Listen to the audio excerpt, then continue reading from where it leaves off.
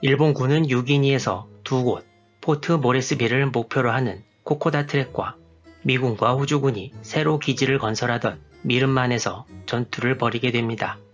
그렇지만 1942년 9월 초에 일본군이 미른만 전투에서 패하면서 연합군이 솔로몬해에 진출할 수 있는 거점을 마련하게 되었고, 이는 포트 모레스비를 공격하던 부대도 위기에 빠뜨리게 되는데요. 먼저 남태평양 일본군 거점인 라바울에서 날아오는 일본 항공기들을 요격할 수 있게 되었고, 비교적 가까운 거리에서 일본군의 뉴기니 근거지인 분하고나 지역을 공격하고 여차하면 상륙까지 할 수 있게 되었습니다. 일본군이 라바울에서 분하고나까지 날아오는 거리는 미른만에서보다 확실히 멀어서 유사시 일본군이 도움을 받기 상당히 불리한 처지가 되어버리고 말았습니다. 일본군은 과달카날 전투에서 먼저 승리하고 다시 미른만을 공격한다는 계획이었지만 그 계획이 과연 언제 이루어질지는 아무도 모르는 것이었습니다. 그렇다면 일본이 자원지대도 딱히 아닌 뉴기니에서 계속 힘들게 싸우고 있는 이유는 무엇이었을까요? 일본은 태평양전쟁 개전 이후 싱가포르를 1942년 2월 중순에 인도네시아와 필리핀을 각각 1942년 3월과 5월에 각각 점령하였습니다. 일본은 전쟁 수행에 필수적인 석유 자원을 확보했지만 미국이 같은 연합국인 호주를 지원해서 일본 점령지역 바로 앞에 거점을 만들고 거기서부터 일본 점령지역을 공격하는 것을 막아야 했습니다. 따라서 일본은 서태평양의 라바울에 전진기지를 만들고 남서태평양의 여러 섬들과 뉴기니 지역을 정복해 미국의 원조를 차단해 호주에 대형 기지가 세워지는 것을 막고자 했습니다.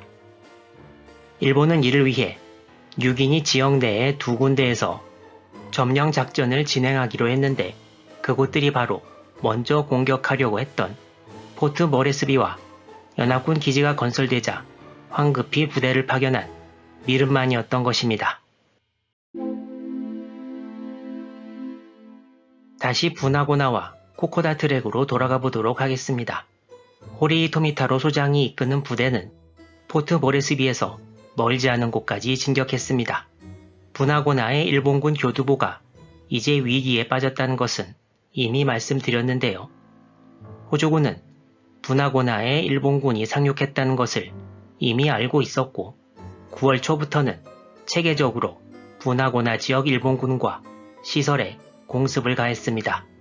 호주군 항공기들은 호주 본토에서 출발하는 바람에 승무원들 피로도가 심했지만 하루에 두세 번씩 꾸준히 공습을 해와서 활주로는 개점 휴업 상태가 되어버렸습니다.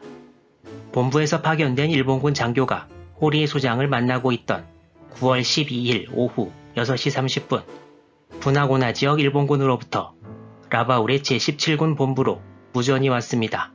그 내용은 호주군 공습이 심해져서 대공 관측 초소를 철수시키겠다는 것이었습니다. 그리고 하루 뒤인 9월 13일 분하고나로부터 더 심각한 보고가 라바울에 도달합니다. 9월 13일 오후 8시 분하고나 지역의 일본군은 라바울로 규모 미상의 연합군 부대가 분하고나 근처에 상륙했다고 보고했습니다. 그리고 20분 뒤인 오후 8시 20분 다시 같은 내용의 보고를 했습니다. 하지만 연합군은 이때 분하고나에 상륙한 적이 없었습니다. 전혀 근거가 없고 잘못된 보고가 본부까지 올라간 것인데요. 이 사건에 놀란 라바울의 일본군 본부는 호리 소장의 부대가 분하고나 방어에 필요하다는 생각을 더욱더 굳히게 됩니다. 미른만 패배 이후 분하고나가 위협받는 상황은 호리 소장에게 그대로 전달됩니다. 호리 소장을 찾아간 일본군 장교는 이와 같은 사정을 자세히 전하고 이를 전달받은 호리 소장은 결국 포트 모레스비 공격을 취소하기로 합니다.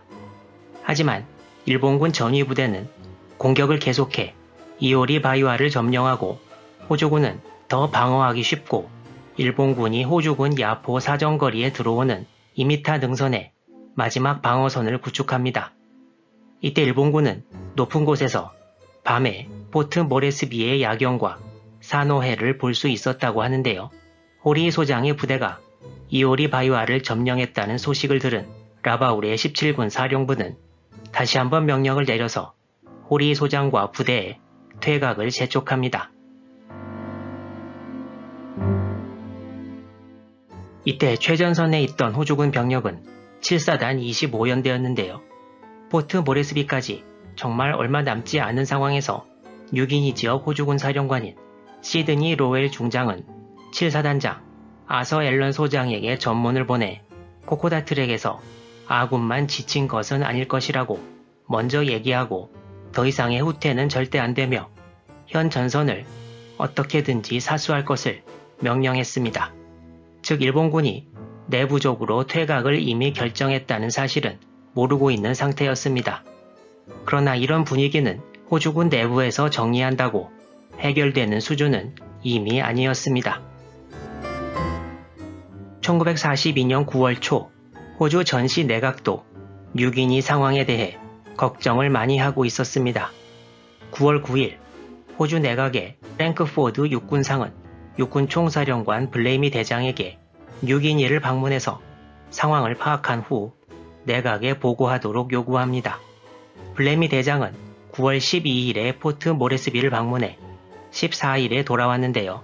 다녀온 후 기자회견을 통해 뉴기니 전투 상황이 충분히 통제 가능하다고 발표하고 필요하다면 호주 육군 6사단 소속의 제16연대를 추가로 파견할 수도 있다고 밝혔습니다. 당시 호주 수상이었던 존 커티는 블레이미 대장의 발표를 듣고 마음을 놓았는데요. 같은 날 브리즈빈의 맥아더 사령관이 커틴 수상에게 전화를 걸어서 다른 의견을 피력했습니다. 맥아더 장군은 뉴기니 상황이 안 좋은 이유는 기본적으로 호주군이 잘못 싸워서라고 커틴 수상에게 얘기했습니다. 맥아더 장군은 또한 뉴기니 방어를 위해 미군을 동원할 계획이라고 말한 후 당시 호주에 주둔 중이던 미 육군 제32 보병사단 소속 3개 연대 중 126과 128연대에 대해 뉴기니로의 이동명령을 내립니다. 맥아더 장군은 또한 커틴 수상과의 통화에서 블레이미 대장이 직접 뉴기니 방어의 지휘를 맡게 하는 것이 어떠냐는 의견을 피력했습니다. 여기에 대해 커틴 수상과 블레이미 대장도 동의했습니다. 맥아더 장군은 커틴 수상과의 통화에서 말레이시아와 싱가포르에서도 계속 후퇴하다 결국 패한 사실을 얘기했는데요. 계속 후퇴하다 패한 상황은 싱가포르뿐만 아니라 같은 해 5월에 항복한 필리핀도 마찬가지였습니다. 맥아더 장군은 필리핀에 이어 포트 모레스비가 점령당하게 된다면 본인에게도 상당한 타격이 될 것이라는 것을 알고 호주군처럼 긍정적으로 상황 파악을 하는 것을 거부했던 것입니다. 또한 맥아더 장군의 제안대로 블레이미 대장이 직접 뉴기니 작전을 지휘한다면 포트 모레스비가 점령당해도 호주군이 1차적으로 책임을 지게 될 것이었습니다. 일본군의 철수 명령을 모른 채 미군과 호주군이 포트 모레스비 방어를 위해 바빠질 무렵 블레이미 대장이 포트 모레스비에 다시 도착하고 황당한 일이 또 하나 생깁니다. 다음 영상에서 계속 이어집니다.